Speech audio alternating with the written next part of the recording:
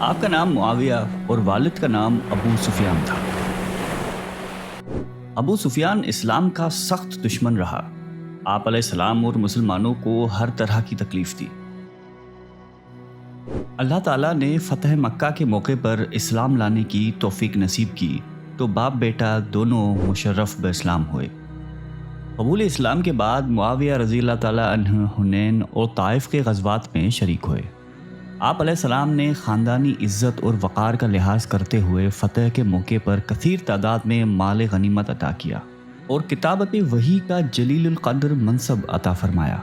امیر معاویہ رضی اللہ تعالیٰ عنہ بالکل آخر میں اسلام لائے تھے، اس لیے حضرت صلی اللہ علیہ وآلہ وسلم کی زندگی میں ان کو کوئی نمایاں کارنامہ دکھانے کا موقع نہیں مل سکا۔ لیکن حضرت معاویہ رضی اللہ تعالیٰ عنہ کی شان یہ ہے کہ آپ رسول اللہ صلی اللہ علیہ وآلہ وسلم کے کاتب وحی تھے، یعنی آپ سے براہ راست وحی سن کر اس کو تحریر کیا کرتے تھے۔ حجۃ الوداع کے موقع پر حضرت امیر معاویہ رضی اللہ تعالیٰ عنہ آپ علیہ السلام کی اونٹنی پر آپ کے ساتھ سوار تھے۔ رسول اللہ صلی اللہ علیہ وآلہ وسلم نے خواب دیکھا تھا کہ میری امت کے لوگ پہلی دفعہ سمندر میں جہاد کر رہے ہیں، تو آپ بہت خوش ہوئے تھے اور ان کو جنت کی بشارت دی تھی۔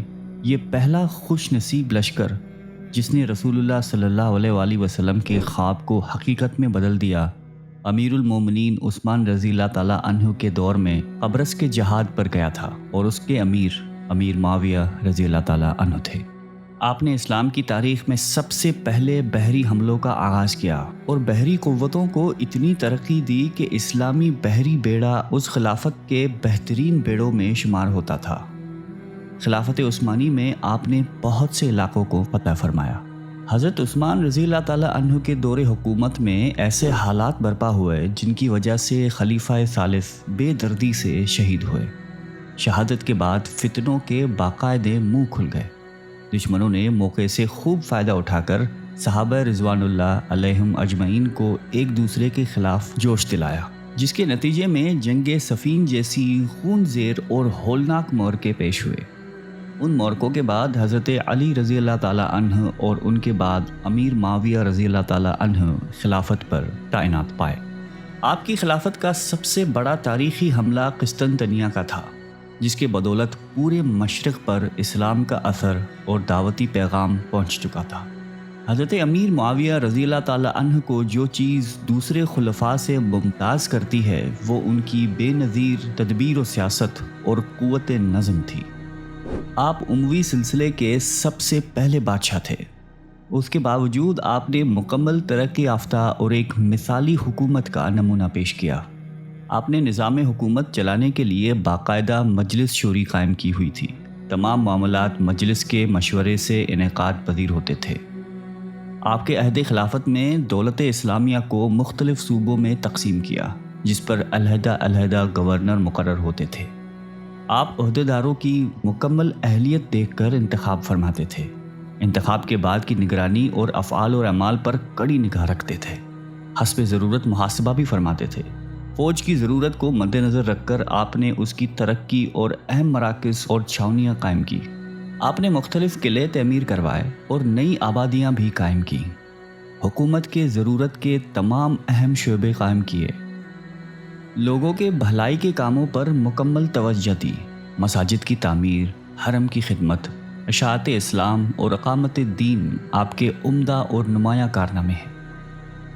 آپ فتح مکہ کے موقع پر مشرف باسلام ہوئے، اس لیے آپ کو ذات نبوت کے ساتھ زیادہ طویل صحبت کا موقع میسر نہ ہوا، لیکن اس مختصر سے عرصے میں زبان نبوت سے امیر معاویہ رضی اللہ تعالیٰ عنہ کے لیے دعائیں نکلیں۔ آپ علیہ السلام نے فرمایا کہ خدایا معاویہ کو کتاب و سنت کا علم عطا فرما، ہادی اور مہدی بنا اور ان کے ذریعے سے ہدایت دے۔ صحبت نبوی تو زیادہ میسر نہ آئی، لیکن اس کے باوجود ذوق و شوق اور تلاش و جستجو سے دینی علوم میں پوری دستگاہ پہچانی۔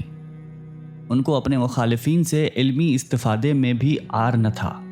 غرض اسی طرح پوچھ کر انہوں نے اپنا دامن علم اس طرح وسیع کر دیا کہ وہ صحابہ جو اپنے فضل و کمال سے حبر الامہ کہلاتے تھے، ان کو فقہ میں شمار کیا کرتے تھے۔ احادیث کا ذخیرہ بھی آپ کے سینے میں محفوظ تھا۔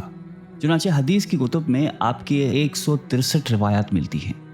کبھی کبھی مسائل میں صحابہ کا اختلاف رائے ہو جاتا تو آپ کی رائے صائب نکلتی تھی۔ دینی علوم کے علاوہ مروجہ علوم میں بھی ممتاز درجہ رکھتے تھے۔ چنانچہ کتابت میں جس سے عرب تقریباً آشنا تھے، معاویہ رضی اللہ تعالیٰ عنہ کو پوری مہارت تھی، اور اسی وصف کی بنا پر حضرت صلی اللہ علیہ وآلہ وسلم نے اپنا خاص کاتب مقرر فرمایا۔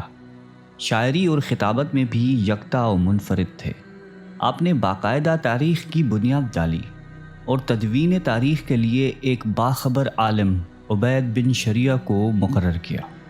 ان رسمی علوم کے علاوہ امیر معاویہ کے صحیفہ کمال کا سب سے روشن باب آپ کی فطری سیاست اور دانشوری ہے۔ تمام مورخین انہیں اپنے زمانے کا سب سے بڑا سیاستدان اور رہنما مانتے تھے۔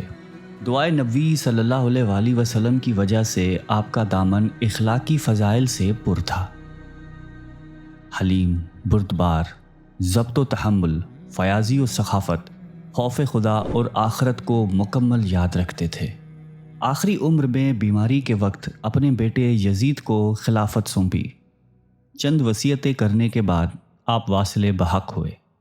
اللہ تعالی ہم سب کو قلب سلیم عطا فرمائے اور قرآن اور حدیث پہ چلنے کی توفیق عطا فرمائے۔ آمین۔